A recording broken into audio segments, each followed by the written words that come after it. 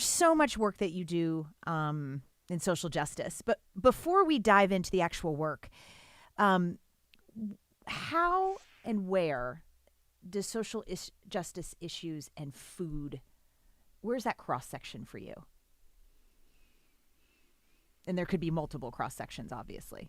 Obviously there are. I think food is a fundamental right.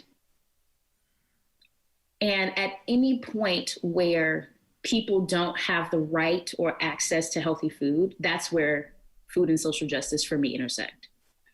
And I think it happened when companies began to take over what the earth gave us for free. And I think that's when food became a social justice issue, because it was no longer families growing food in their yard or raising their own animals. It was, I have to go to the market to pay someone for access. And that's where it became a social justice issue.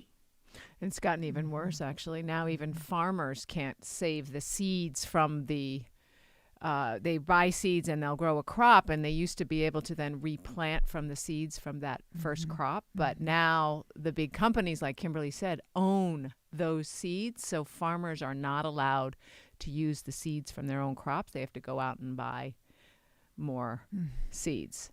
Those are from the GMO crops. Yeah. And also, I know that you care very much about the health of Black women, and you see how food has affected their health so much. Women will often drive what food is brought into the household. Right. And because of that, it's important that Black women especially, one, have the right information about the foods that are good for their body and their children's bodies and, the other people and, their other loved ones. But I think it's also a story about making food accessible and then also removing the junk that's so much cheaper that's available. Because what I saw growing up, so just to give you an example, so I grew up with both of my parents, but they lived in two different houses. So, they were divorced, but I still had two parents. In our neighborhood, we had access to grocery stores, but then we also had access to McDonald's, Burger King, Wendy's, Church's Chicken, Pizza Hut, Domino's. That is the street as you leave my house. Yeah. When you have a yelling kid in the back seat who's just got out of school and they're hungry, you're going to give them the quickest thing that you can give them so that one, you just left work. So you're just trying, okay, I'm trying not to die here. Can we get it together? Okay. So give the kids some chicken nuggets, and then we're going to keep going. McDonald's is telling us that because it's white meat chicken, oh, this is good for us, Yeah. And Burger King is saying, oh, well, this is the light version of this. Meanwhile, we're getting the new white version. Meat, remember that whole campaign? Well, it was probably before your time, but maybe 20 years ago that they brought pork, the new white meat. It's like, I remember that campaign. You do? Yeah. What the hell is that? Yeah. Right. So it's just these marketing stories that we buy into because we believe when someone tells us that something is good for us, because in our minds, we don't want to believe that someone is out to harm us for $1. We don't want to believe that, but they will, because it's the dollar over the diet. It's the dollar over our health. It's the dollar over our prosperity. It doesn't matter if we kill you on the way, because on the back end, we're going to sell you prescription drugs. You know what I mean? And so when it comes to Black women, and the reason that I spend so much time talking to Black women is because these messages are targeting us in bigger ways. And in our neighborhoods, we have fewer options in many cases. And just because you have a grocery store, or it doesn't mean that you are not living in food apartheid, because the food in that grocery store may not be as affordable as the McDonald's.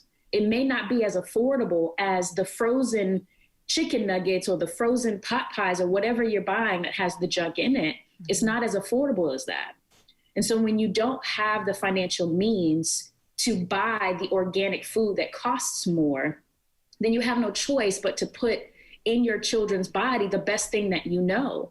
Because in many cases we see organic, oh, well, that's white people stuff. Like, what do I need organic for? Not realizing that the organic is much better.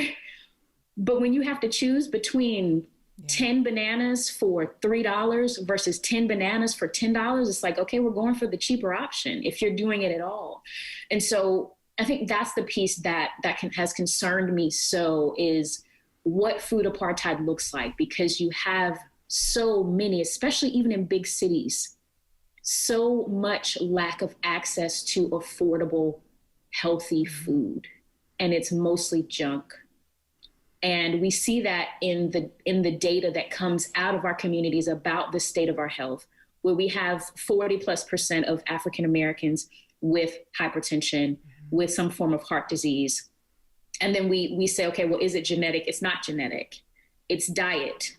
It's what we've been eating, because these numbers are new numbers. These numbers weren't these numbers, 100 some years ago when we were planting our own food. Mm-hmm. But again, it takes us back to the intersection, Dotsie, that you asked me about.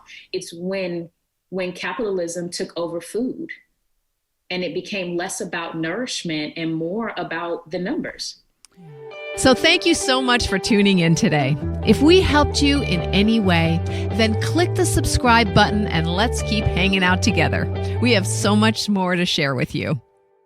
And if you need more information on actually making the switch for good, please visit us at switchforgood.org for loads of info. And you can subscribe to our mailing list where you will receive all sorts of super cool gifts, discount codes to our very fave dairy-free products, and a lifetime of powerful health tips.